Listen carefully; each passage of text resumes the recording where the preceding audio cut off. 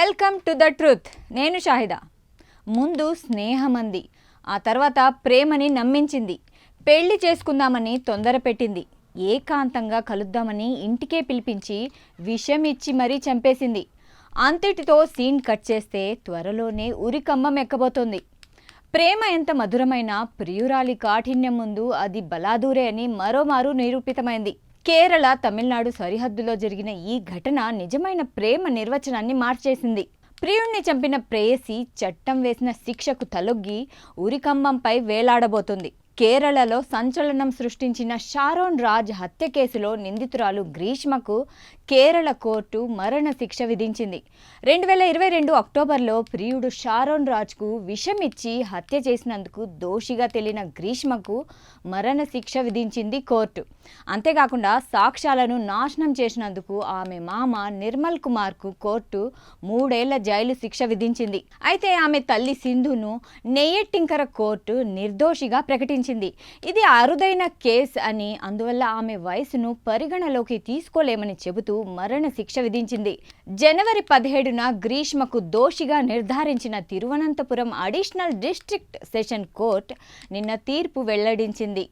కేరళలోని పరశాలలో తిరువనంతపురం శివారు ప్రాంతంలోకి చెందిన షారోన్ రాజ్ 2022 అక్టోబర్ 25న మరణించాడు.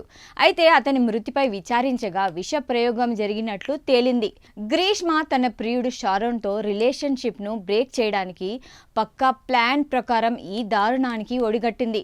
2022 అక్టోబర్ 14న తమిళనాడులోని కన్యాకుమారి జిల్లాలోని రామవర్మంచిరైలో ఉన్న తన ఇంటికి గ్రీష్మ షారోన్ను రప్పించి విషం కలిపిన ఆయుర్వేద డ్రింక్ను అతనికి ఇచ్చింది.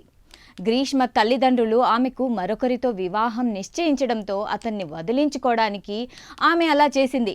విష ప్రయోగం జరగడంతోనే షారోన్ అవయవాలు క్షీణించి చనిపోయాడని డాక్టర్లు తేల్చారు. అప్పట్లో ఈ ఘటన సంచలనం రేపింది. దీంతో 2022 అక్టోబర్ 31న గ్రీష్మ ఆమె తల్లిని, మేనమామను పోలీసులు అరెస్ట్ చేసి విచారించగా నేరాన్ని అంగీకరించారు. దీంతో కోర్టులో వాదోపవాదనల తర్వాత కోర్టు నిన్న గ్రీష్మకు, ఆమె మేనమామకు శిక్ష విధించింది. తల్లిని నిర్దోషిగా పరిగణిస్తూ తీర్పునిచ్చింది. ప్రేమించిన వాడిని వదిలించుకుని మరొకరితో జీవిత భాగస్వామ్యం పొందాలనుకున్న గ్రీష్మ జీవితం అర్ధాంతరంగా ముగిసిపోబోతోంది.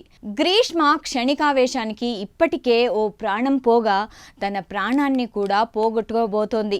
ప్రేమ పేరుతో వాడుకోవడం, బెటర్ ఆప్షన్ పేరుతో వదిలించుకోవడం ఇప్పుడు కొందరి మనసులో కామన్ ఆలోచనగా మారిపోయింది. అలాంటి వారికి గ్రీష్మ ఉదంతం కనువిప్పు కావాలి. ఇది ఆడ అయినా మగ అయినా. ఇలాంటి ఇంట్రెస్టింగ్ వీడియోస్ కోసం చూస్తూనే ఉండండి Prime 9. నిజం ఇదే మా ఇజం.